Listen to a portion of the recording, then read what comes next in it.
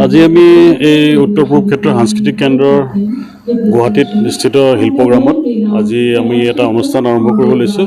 এইটো community cultural programme. এই অনুষ্ঠানটোত আজি আমাৰ কলাভূমি নৃত্য উপহাৰম লগত আমি কলাবৰেট কৰি এটা ধুনীয়া ক্লাছিকেল, ছেমি ক্লাছিকেল আৰু ডিভ'চনেল প্ৰগ্ৰাম এটা কৰাইছোঁ। প্ৰথমে আমাৰ বৰগীত মানে আমাৰ পৰিৱেশন কৰিলে আমাৰ ষ্টেট মিউজিক কলেজৰ ৰুদ্ৰপুৰ আছিলে।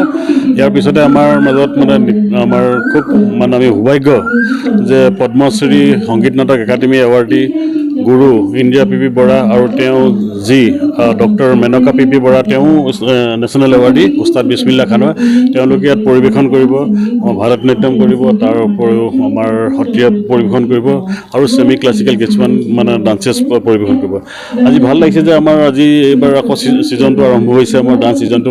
বতৰটো ঠিক নহয়, বৰষুণৰ বতৰ, কিন্তু আহিছে, ভাল লাগিছে। আৰু ইয়াৰ উপৰিও আজি আমি দুটা এৱাৰ্ড চেৰিমনি আমি দিলোঁ। আপোনালোকে অকণমান আগতে দেখা পালে আমাৰ কেইদিনমান আগতেই, এইটো কমচে কম ফেব্ৰুৱাৰী মানত তেনেকুৱা আমাৰ বিশ্ব অভিলেখ কৰিছিলে দিহানামৰ ওপৰত। 15,555গৰাকী আমাৰ আই মাতৃসকলে দিহানামত কৰিছিলে আমাৰ উত্তৰ পূব ক্ষেত্ৰৰ সাংস্কৃতিক কেন্দ্ৰৰ মানে আমাৰ কলাবৰেশ্যনত। আৰু তাৰপিছত আমাৰ বিয়ানামতো মানে বিশ্ব অভিলেখ মানে হেৰি কৰিলে 15,999গৰাকী আই মাতৃয়ে। আজি তেওঁলোকক আজি আনুষ্ঠানিকভাৱে ইয়াত আমি আমাৰ NHCC ফালৰ পৰা চাৰ্টিফিকেট প্ৰদান কৰিলোঁ। আৰু ভাল লাগিছে, আজিৰ দিনটো খুব মানে এটা মেমৰেবল ডে'। আজি world mother day', international mother day'. আজি মাতৃ দিৱসত আজি যে দিব পাৰিছোঁ, আমাৰ ইয়াত উত্তৰ পূবত যে আমি আমাৰ আইসকলক, আমাৰ মহিলাসকলক আমি কিমান গুৰুত্ব দিওঁ, ইয়াতে মানে হেৰি পাইছে। আৰু খুব ভাল লাগিছে আজি এই অনুষ্ঠানটো 10 তাৰিখত 10 মে' ৱৰ্ল্ড মাদাৰ্ছ দিৱসত আমি এনেকুৱা এটা অনুষ্ঠান মানে কৰাইছোঁ, য'ত আমি সকলো আমাৰ বৰগীত গোৱাখিনিকো দেখিলে আপোনালোকে, গোটেইখন আমাৰ তিৰোতাসকল আছে, আমাৰ গাভৰু মানে হেৰি। তাৰপিছত আমাৰ বাকীখিনি প্ৰগ্ৰেমো আমাৰ আই মাতৃসকলে কৰিব। আৰু ভাল লাগিছে, আপোনালোকৰ মানে এনেকুৱা অনুষ্ঠান হৈ থাকিব, আপোনালোকক জনাই থাকিম আমাৰ শিল্পগ্ৰামত। ধন্যবাদ।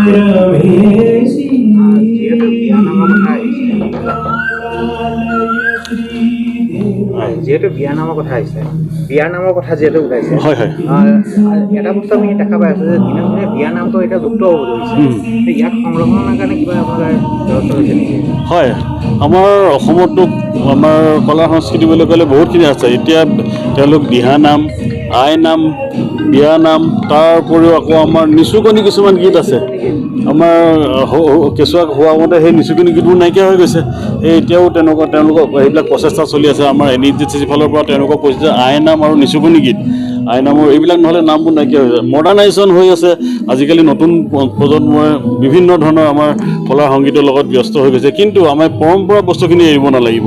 এই পৰম্পৰাখিনি আমাৰ জাতিটো, আমাৰ কৃষ্টিটো, আমাৰ নিজৰ আইডেণ্টিটিটো জীয়াই ৰাখিব। আশা কৰিছোঁ যে নতুন প্ৰজন্মসকলেও এই আইনাম কি, দিহানাম কি, বিয়ানাম কি, নিচুকনি গীত কি, এইবোৰ বস্তু নাইকিয়া হৈছে। টিভিতটো আজিকালি নেদেখায়, কিন্তু আমি আজি ইয়াত আপোনালোকে দেখিছে একদম পূৰা ফিজিকেল মোডত তাৰমানে গোটেইখিনি মানে অনুষ্ঠান পৰিৱেশন কৰাই আছোঁ, যিখিনি লাইভ। আৰু এইবিলাক বস্তু এসময়ত এনেকুৱা হৈ যাব, দুখ লাগে যে এইবিলাক ৰিমিক্স হৈ পিনি মঞ্চত গাবলৈ ল'ব। মঞ্চত গোৱা বস্তু নহয় এইবিলাক, য'ত স্থান কাল পাত্ৰ চাই আমাৰ গীতবিলাক হয়। সেইকাৰণে এই ট্ৰেডিশ্যনটো আমাৰ ভাৰত চৰকাৰ সংস্কৃতি মন্ত্ৰালয়ে আমাৰ যিমানকেইটা জ'ন আছে, প্ৰত্যেক ষ্টেটতে যিমানখিনি আছে, তেওঁলোকে সংৰক্ষণৰ কাৰণে লাগি আছে। আৰু আমি যিমান পাৰোঁ ডকুমেণ্টেশ্যন কৰিছোঁ, আৰু যিসকলে যিখিনি যাৰ ওচৰত তথ্য আছে, যিখিনি কাষ্টডিয়ান আছে, সেইখিনিকো আমি মানে তেনেকৈ এখন মঞ্চ দিছোঁ। আজি এই যিখিনি পৰিৱেশন হ'ব, এইখিনি লাইভ ৱেবকাষ্ট হৈছে, ভাৰত চৰকাৰ সংস্কৃতি মন্ত্ৰালয় আছে, PMO অফিচে চাই আছে।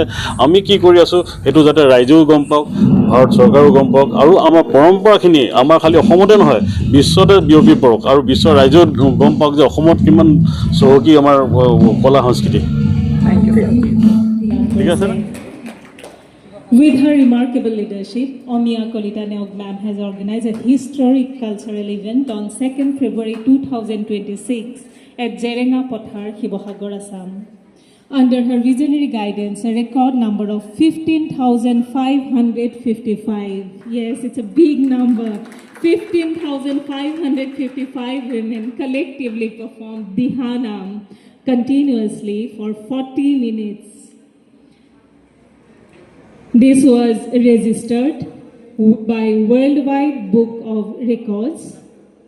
গুৰু দুজনাৰ সৃষ্টিক বিশ্ব দৰবাৰলৈ আগবঢ়াই নিবলৈ বাইদেৱে কৰা অক্লান্ত শ্ৰম তথা সাধনাক আমি জনাইছোঁ সশ্ৰদ্ধ প্ৰণাম।